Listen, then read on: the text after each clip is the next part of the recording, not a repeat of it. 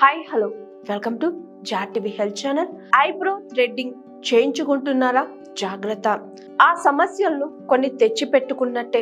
అందంగా కనిపించాలనుకునే ఆసక్తితో బ్యూటీ పార్లర్కు వెళ్ళిన ఒక యువతికి ఊహించని పరిణామం ఎదురైంది. బ్యూటీ పార్లర్లో ఐబ్రో థ్రెడ్డింగ్ చేసుకున్న తరువాత ఆమె కాలేయ వైఫల్యానికి గురైనట్లు తెలుస్తుంది. ఈ విషయాన్ని స్వయంగా డాక్టర్సే హెచ్చరిస్తున్నారు. 28 ఏళ్ల ఓ యువతి ఐబ్రో థ్రెడ్డింగ్ కోసం స్థానిక సెలూన్లోకి వెళ్ళింది. అక్కడ ఐబ్రో చేయించుకొని వెళ్ళిన కొన్ని రోజుల తరువాత ఆమె తీవ్రమైన కాలేయ వైఫల్యానికి గురైంది. ఇందుకు కారణం ఐబ్రో థ్రెడ్డింగ్ చేసినందుకు ఉపయోగించిన దారం అయి ఉండొచ్చని ఆమె పేర్కొంది. వినడానికి ఇది వింతగా అనిపించినా ఇది నిజమే. అవకాశాలు చాలా వరకు ఉన్నాయని నిపుణులు చెబుతున్నారు.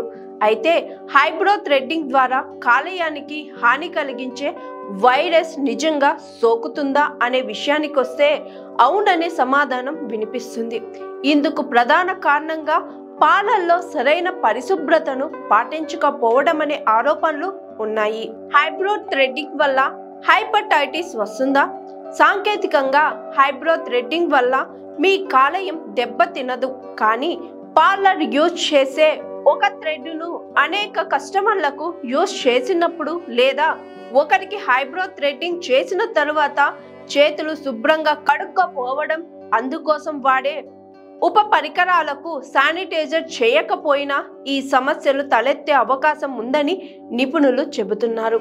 దీంతో పాటు థ్రెడ్డింగ్ సమయంలో చిన్న శరీరంపై చిన్న కోత పడినా లేదా రాపిడి జరిగిన హెపటైటిస్ బిలే వంటి రక్తం ద్వారా సంక్రమించే వైరస్లు శరీరంలోకి ప్రవేశించడానికి అవకాశం ఉందని అంటున్నారు నిపుణులు.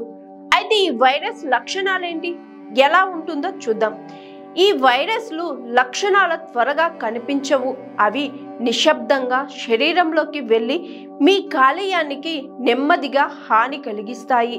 దీన్ని గుర్తించకుండా చికిత్స చేయించుకోకుండా అలానే వదిలేస్తే దీర్ఘకాలిక హెపటైటిస్, కాలేయ వ్యాపు, మచ్చలు లేదా అరుదైన సందర్భాల్లో పూర్తి స్థాయి కాలేయ వైఫల్యం వంటి తీవ్రమైన సమస్యలకు దారితీస్తుంది.